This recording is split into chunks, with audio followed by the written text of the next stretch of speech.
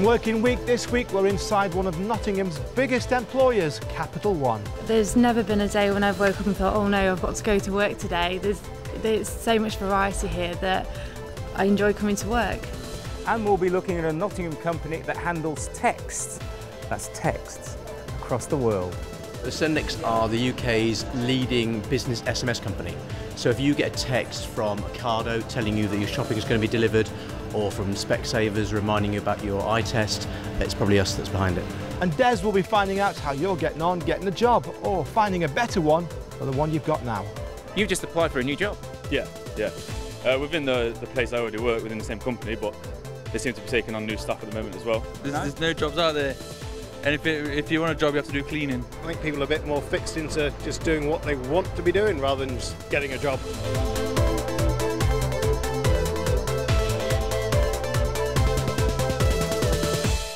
Hello, I'm Rob Pittham. And I'm Des Coleman. Now, you know, on this show, we love to take a look at some of Nottingham's biggest companies. And they don't come much bigger than Capital One. Some more blues going on here. It looks more like a playground for adults than a place to work, but it's helped Capital One to win numerous awards for the way it treats its workers. For the last 2 years, it's been voted the best place to work in the country and number 4 in the whole of Europe. We have lovely big area offices, we've got a gym, we have a cycle to work scheme, we have cycle maintenance classes. They just seem to do everything possible to make you enjoy working here. One of the great things about Capital One is it's nice and flexible. People can come and go as they please almost, but as long as you get the job done, it's very much built on trust and respect in the workplace. It may look like fun, but for the company, looking after its workforce is a serious business. So what do they do to make sure coming to the office is a happy experience?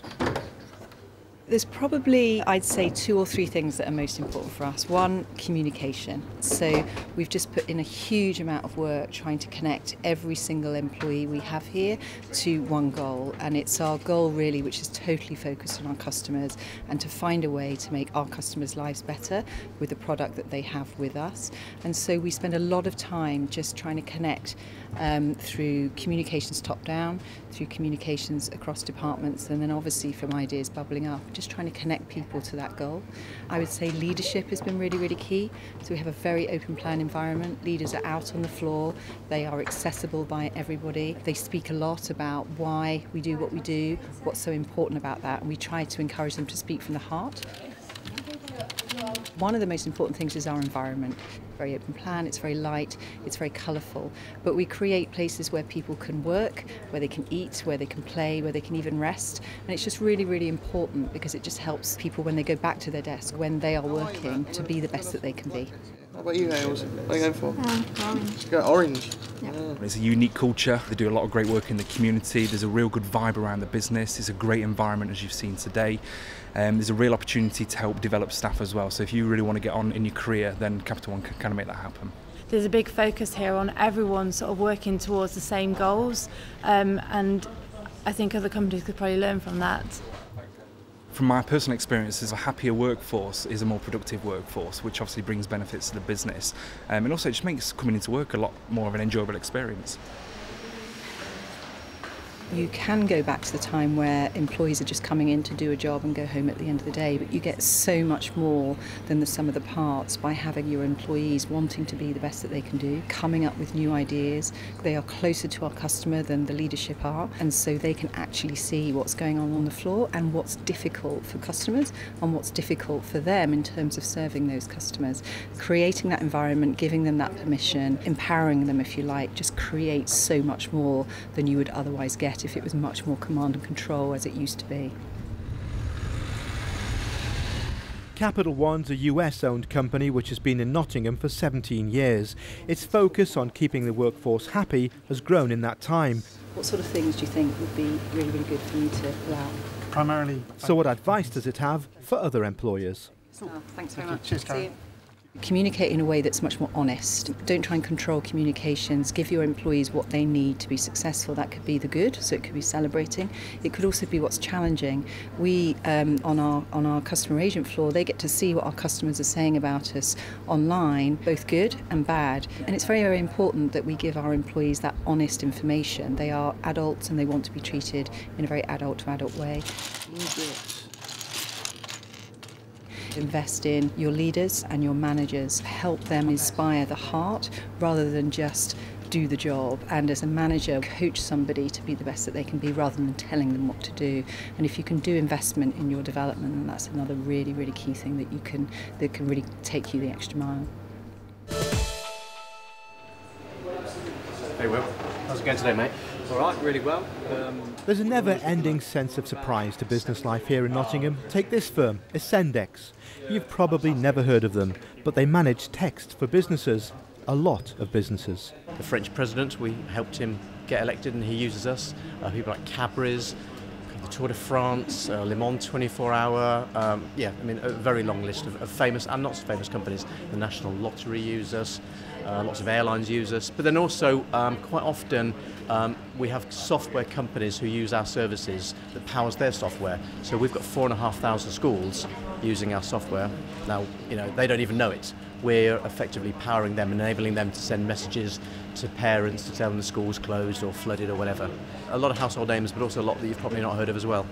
The Nottingham office is home to 65 people, but it's also the centre for an international operation. Über Ihren E-Mail-Account verschicken Sie SMS. Bedeutet, Sie registrieren sich zuerst. The company has offices in Barcelona, Paris and Melbourne in Australia, and it also recruits workers from around the world. It's great to meet other people from different offices, so we have sometimes people coming over from Australia, from our offices in Barcelona. It's good to have this internationality in our company, especially in our team. We have people from the nationality, so we've got someone working here who's from France, someone from Spain, etc. So yeah, it's great. All right, brilliant. Cheers. Cheers. It's a high-tech business that has to compete with companies from California to London, persuading talented people to move to Nottingham. The challenge for us is getting talented technical people, catching them before they all go down to London or work for a big investment bank.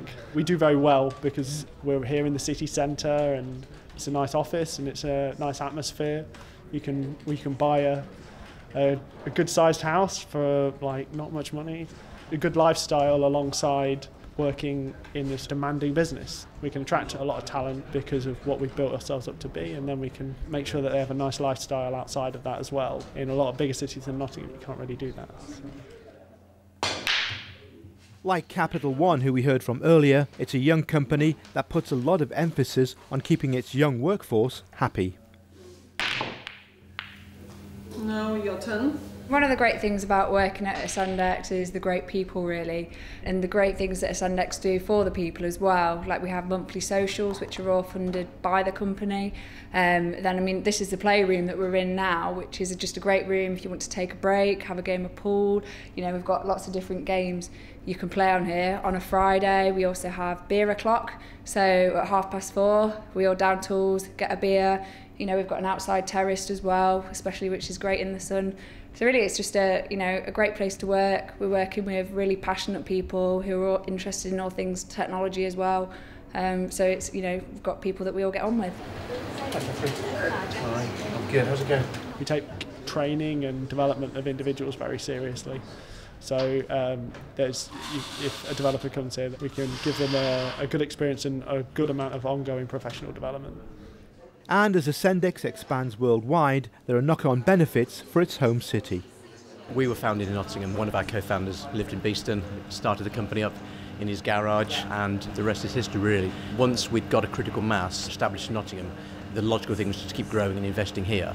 But I think as we went international, we realised we couldn't run everything out of Nottingham. We're seeing more and more stuff in those international operations, but the head office is in Nottingham. That's where the classic head office functions, marketing, finance, development are. So as those territories grow, it creates jobs in Nottingham.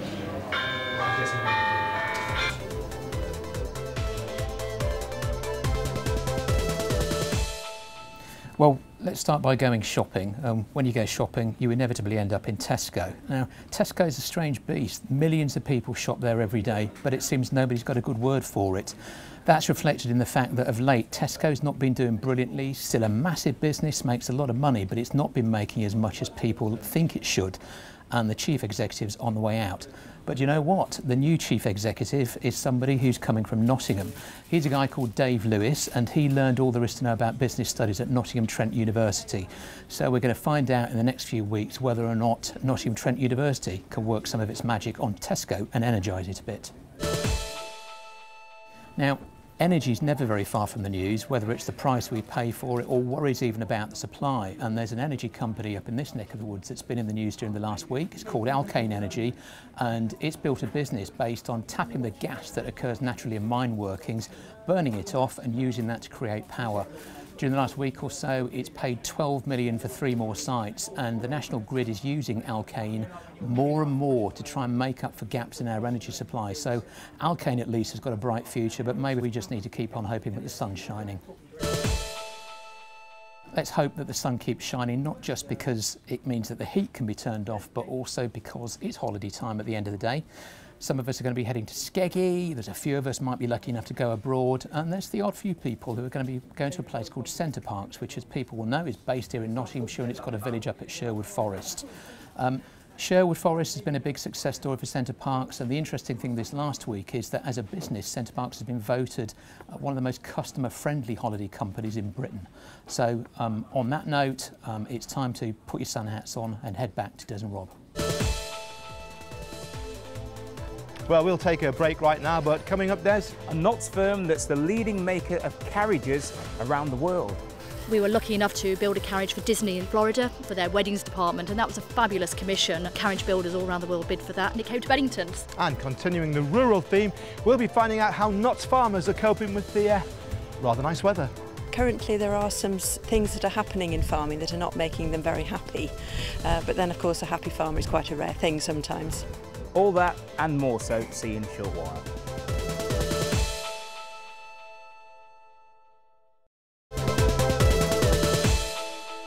Great place for a coffee halt, Liz. Yeah, and we're featuring this business in a few weeks' time. Yeah, but let's get back to the show, because in a few minutes' time we'll be meeting 2 sisters that run a world-beating carriage company. We're a niche business. We've had so many opportunities to travel around the world. I was in the States in March, meeting a lot of customers out there and creating new opportunities. And we'll be finding out how they're getting on down on the farm. The prices have hit rock bottom, just as we're hoping to gain a reasonable yield. Right, so yeah, we'll just do this a few times, so we'll stop, John will come in after her. If you've got one business, how do you grow another? You'll need a lot of energy. Not a problem for Amy Topham. I started off as a freelance dance teacher, and then in 2009 I started my own dance company, which was Spritzer. From then I wanted to add in some drama, some singing, some examinations in ballet, tap and modern, so I started Triple Threat Arts Academy. She has now launched her own clothing range, From the Heart Fashion. I thought, what can I do that's kind of fashion but still I'm passionate about it, so I decided to do my own dance fashion range. There's a lot of places you can go and buy ballet leotards and ballet shoes. There's loads of directories online that you can go and get that from. And I wanted to kind of do some urban dance wear that made it obvious that you were a dancer. Dancers like to tell people that they dance without actually saying it, so I kind of went with that and thought, what can I do? So my designs are kind of based around that. Get that small clap. It was just absolutely fantastic when I was going to events and people understanding my designs, because they are very creative, and people wanting to buy them and were actually taking them off the shelf, and I was like, yay, it's happening. And she's still aiming high. I really want to have shops abroad, in like Paris and Venice, not just dance wear, sort of general fashion. And obviously I want to get my products, my dance products, into dance catalogues and get like a regular ongoing supply to dancers.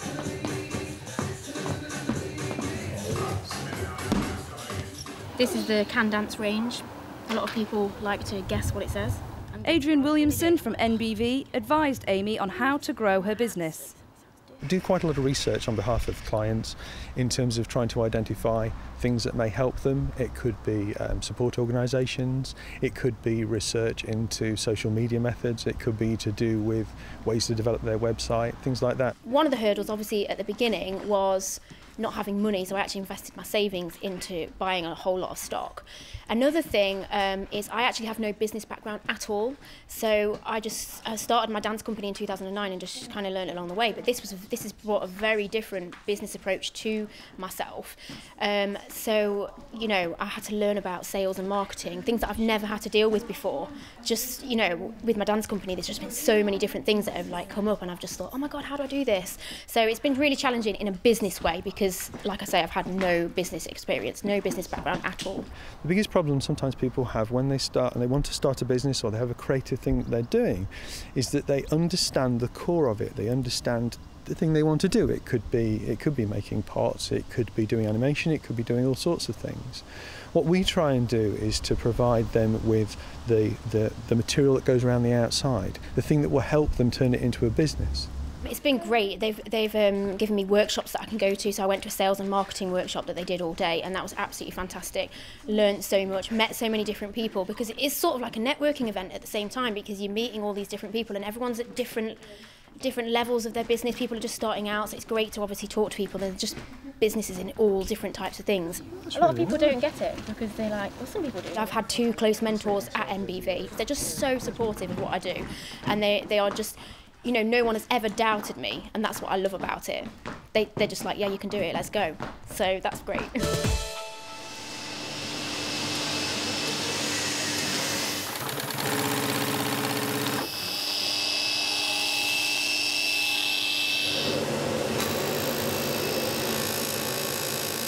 We do a diverse range of carriages, from pleasure driving, people who just want to trot around the lanes on a Sunday afternoon and enjoy their horses. But our main core business is the competition carriages, which is really the driving trials. The other side of our business is we manufacture high quality metal furniture for the home and conservatory, which crosses over really well with our skills that we have here at Bennington. And this picture was taken at Mansfield. It's a family affair at Bennington Carriages, near Newark in Nottinghamshire. And this is a pair of Shetland ponies that we had, and they were called Dusty and Fusty. Michael Mart started the business nearly 50 years ago, and it's now run by his 2 daughters, Sue and Wendy. So is this the first? The first. The first carriage. Dad's still involved in the business. He says he's retired, but he's not. And he's really our leader, you know. He has so many inspiration and so much technology, and he's always pushing the boundaries really, so we still need him. And Mum's semi-retired but does accounts. Wendy heads the furniture side of the business. We used to be in the village in Bennington, and about 3 years ago had the inspiration and foresight to move up here, which was a great opportunity and a big leap of faith, but we did it. Ideal for someone starting. The business has gone from strength to strength and now boasts a shop, a factory, and provides riding lessons for all ages. Yeah. So again, it's just that small movement, and just think about just moving his head. I do a lot of coaching here, and we run a lot of have-a-go days, trying to get people into the sport and enjoy the experience. Come on, you're going to knock that over. I'm going to... Oh no, we're taking the carriage with us. Sue and Wendy have forged a remarkable career from carriages, competing around the world.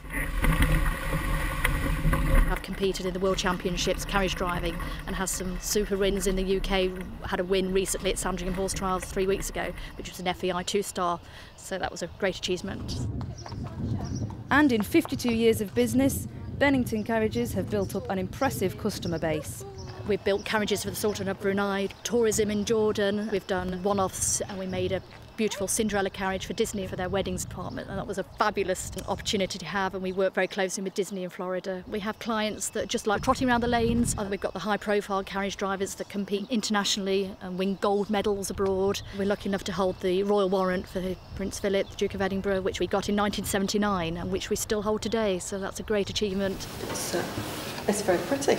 It's very nice. Everything's, the wheels are made from aluminium. Everything's powder coated. We're very lucky to have a really good, loyal team, and it's good that we all cross over skills. And once they come into Bennington, they stay loyal, and they're a brilliant team and just dedicated to their job.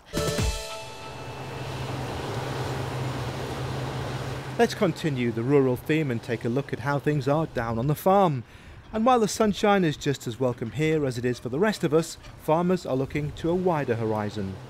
At this farm at Stragglethorpe, they're worried about a worldwide drop in prices for their products. We're growing oilseed rape and winter-sown barley and winter-sown wheat. Prices are hitting a rock bottom at the moment just as we approach harvest, and that doesn't bode well for those farmers that can't store their own grain. It's all to do with the weather generally, but also to do with how old stocks of wheat and soya and maize are on the world market. It's to do with the rate at sterling exchange with the euro and the dollar, and it's to do with how crops are growing in the rest of the world. So in 2012 we saw a terrible drought in North America which badly affected maize and soya and wheat, but this year the crops are growing really well and the forecasts for their harvests are very good, and at the same time the forecast for our harvest is very good. Yields generally speaking are looking pretty good, and that means that unfortunately there's going to be quite a lot of it about and the price will go down. We've had quite a lot of light intensity throughout the growing period, which is good for reasonable yields. We've had reasonable rainfall when we've needed it, and we've been able to get onto the land when we've needed to with our protection and fertilisation. But we are in a global commodity business. And it's not just farmers like Peter who grow crops. The National Farmers Union says prices are low across the industry. Our beef and lamb farmers are also not getting the proper price for their product as well, and that is causing some issues for livestock farmers. And it seems like Nottinghamshire's farmers are looking for a helping hand from us. They reckon it's the British consumer demanding local food which will keep their industry alive. This weather is just ideal for British beef and lamb on your barbecue. For now, the priority is to get the harvest in, but farmers are already turning their thoughts to what happens next, and what they'll be paid for the crops they've produced or the animals they've reared is becoming an increasing worry. Do you think things are improving on the job front? No. No. I'm being made redundant, so no, I don't think so. Do you think things are improving? Yeah, it seems to be. A lot more recently as well. Especially with all the work going on around Nottingham with the trams at the moment, seem to be employing people. Where I work, they're just starting to employ for Christmas. So definitely they ramp up around this time. So I've got 2 children and I've looked for jobs no end of times, and all you get told is no jobs, no jobs, no jobs. And it's all these, not being disrespectful, the foreigners that's taking all our work. So we've got to find a job if nobody's got jobs. And then the government going mad at us for not having a job. I've got a CSS card, so I want to be on the building site. There's no jobs out there for building. I haven't looked for a job in quite a while. I've been in my current one for 5.5 years. Not felt the need to move on yet. Sounds weird, but we're not kind of general population, just, you know, any old job. We work in games industry, and those jobs are quite few and far between. It's really specialised, isn't it? There's now a surplus of people trying to get the very few jobs there are, which means, well, trying to get another job if I did want to move on is quite hard.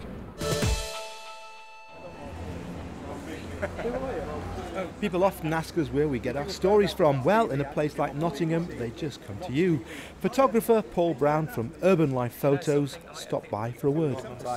And a few minutes later, a passing cyclist, Michael Braga, revealed he's working on a £500 million project. The project we're working on at the moment is to sort out the sewage problem in Mumbai.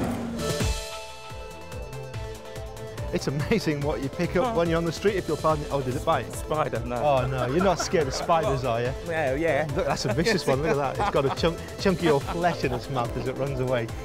Anyway, it's amazing what you meet, is what I was going to say. The people you meet when you're out in the street, so good luck to Paul and his photography business. Yeah, and don't forget, you can always catch us on YouTube. Just type in Nots TV Working Week. And if you've got a story idea for the programme, get in touch on news@workingweektv.com. That's news@workingweektv.com. See you next time. Hi, John. Not a scratch on it.